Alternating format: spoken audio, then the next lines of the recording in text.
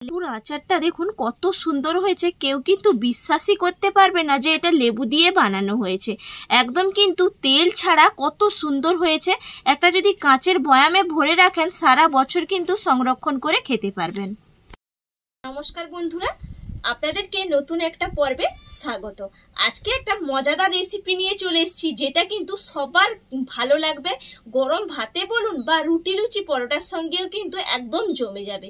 এখন বিশেষ করে বর্ষাকাল, আর প্রত্যেকের বাড়িতেই কিন্তু লেবু গাছ আছে, বা বাজারেও এখন প্রচুর সস্তা লেবু কম পয়সায় একদম কিনতে পাওয়া যাচ্ছে। আর যাদের বাড়িতে গাছ আছে তারা কিন্তু একদম অনায়াসে বাড়িতে বানিয়ে নেবেন। আর এটা হলো লেবুর আচার তৈরি করার একদম উপযুক্ত সময়। তাহলে সংরক্ষণ করে রাখতে পারবেন সারা বছর আচারটা যদি বানিয়ে রাখতে পারেন। দেখুন, তার জন্য আমি নিয়ে নিয়েছি এখানে দেখুন বেশ কয়েকটা লেবু। এই লেবুগুলো প্রথমে ভালো করে ধুয়ে নিয়েছি। তার জন্য কিন্তু উনুনটা ধরিয়ে নেব, একটু গরম জল করতে হবে। উনুনটা ধরিয়ে নিয়েছি, এরপর কড়াইটা চাপিয়ে দেব। কড়াইটা গরম হয়ে গেছে, কড়াইয়ের মধ্যে দিয়ে দিচ্ছি জল। জলটা কিন্তু উষ্ণ উষ্ণ গরম করে নেব। দেখুন জলটা কিন্তু উষ্ণ উষ্ণ গরম করে নিয়েছি। দেখুন আগুন কিন্তু ডোবাতে পারছি, সেরকম উষ্ণ গরম করে নিতে হবে। এরপর আমি কড়াইটা নামিয়ে নিচ্ছি। একটা পাত্রের মধ্যে জলটা আমি ঢেলে নেব। এরপর দেখুন এই উষ্ণ গরম জলের মধ্যে আমি লেবুগুলো চুবিয়ে রাখবো।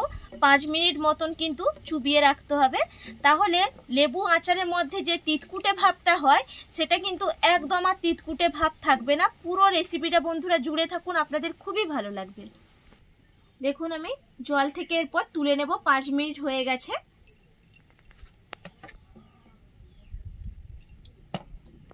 এরপর আমি লেবুগুলো কেটে নেব। দেখুন মুখটা একটু করে এইভাবে কেটে নিচ্ছি।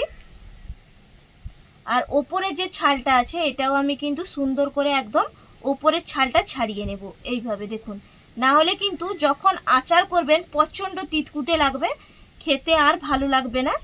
সেই জন্য কিন্তু ছালটা ছাড়িয়ে নিতে হবে।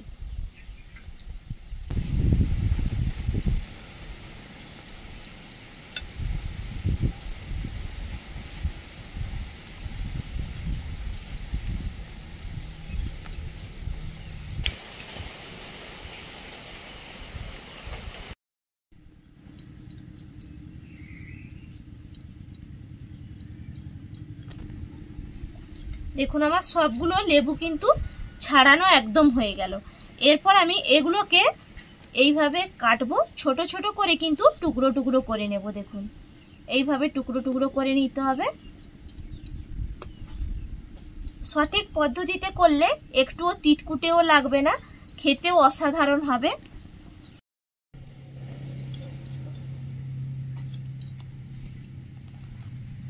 দেখুন আমার সবগুলো কিন্তু একদম কাটা হয়ে গেল।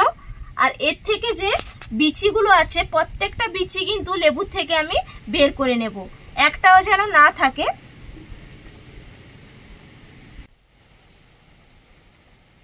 দেখুন সবগুলো লেবু থেকে সুন্দর করে দেখুন বিচিগুলো আমি বার করে নিয়েছি।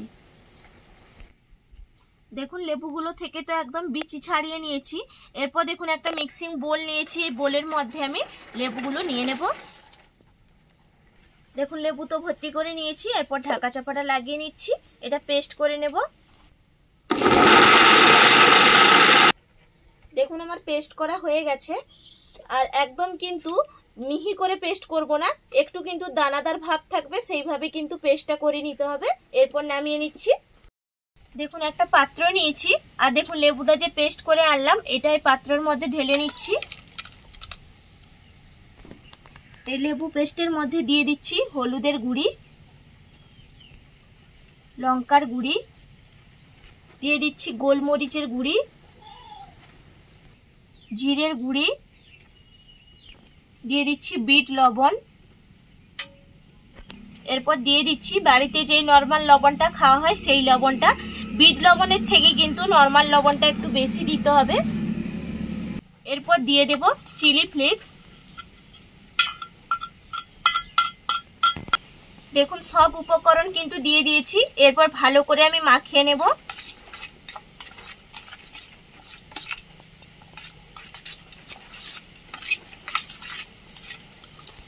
দেখুন ভালো করে কিন্তু আমার মেশানো হয়ে গেছে। দেখুন এইদিকে উনুনে কিন্তু কড়াই চাপিয়ে দিয়েছি, কড়াইটা গরম হয়ে গেছে। আমি যে লেবুটা মাখিয়ে রাখলাম এই লেবুটা কড়াইয়ের মধ্যে দিয়ে দিচ্ছি।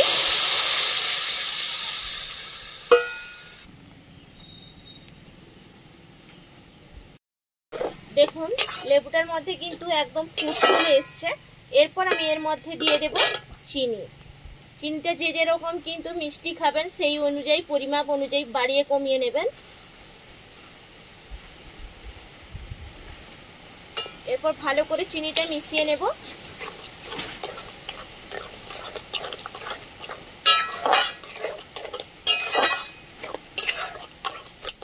দেখুন চিনিটা কিন্তু ভালো করে গলিয়ে নিতে হবে। আর দেখবেন প্রথম পর্যায়ে কিন্তু একটু দেখুন জল জল ভাব থাকবে, পরপর যত ফুটবে তত কিন্তু একদম শুকিয়ে আসবে। ভালো করে এই আচারটা ফুটিয়ে নিতে হবে। দেখুন বন্ধুরা নাড়তে নাড়তে কিন্তু শুকনো শুকনো হয়ে আসছে, আর কালারটা কত সুন্দর এসেছে দেখেছেন। দেখতেও যেরকম লোভনীয় হয়েছে, খেতেও কিন্তু অসাধারণ। এই পদ্ধতিতে বন্ধুরা করবেন, খুব ভালো লাগবে খেতে। দেখুন আর একটু কিন্তু আমি শুকনো করে নেব। দেখুন একদম কিন্তু আচারটা রেডি হয়ে গেছে। আর পুরো রেডি হওয়ার পরে দেখুন কত সুন্দর হয়েছে দেখেছেন। এরপর কিন্তু নামিয়ে নেব। এর থেকে আর আঠালো আমি করব না, কারণ ঠান্ডা হয়ে গেলে একটু আঠালো হয়ে যাবে। এরপর নামিয়ে নিচ্ছি। দেখুন একটা স্টিলের থালার উপর রাখছি, কারণ নিচটা তো গরম আছে। এরকম রেখে দেব, একটু ঠান্ডা হয়ে যাক। আচারটা কিন্তু ঠান্ডা হয়ে যাওয়ার পর দেখুন আরো কিন্তু ঘন হয়েছে আর আঠালোও হয়ে গেছে। দেখতেই পাচ্ছেন কত সুন্দর হয়েছে। এরপর দেখুন একটা কাচের বয়াম নিয়েছি আমি, এই কাচের বয়ামের মধ্যে ভরে নেব।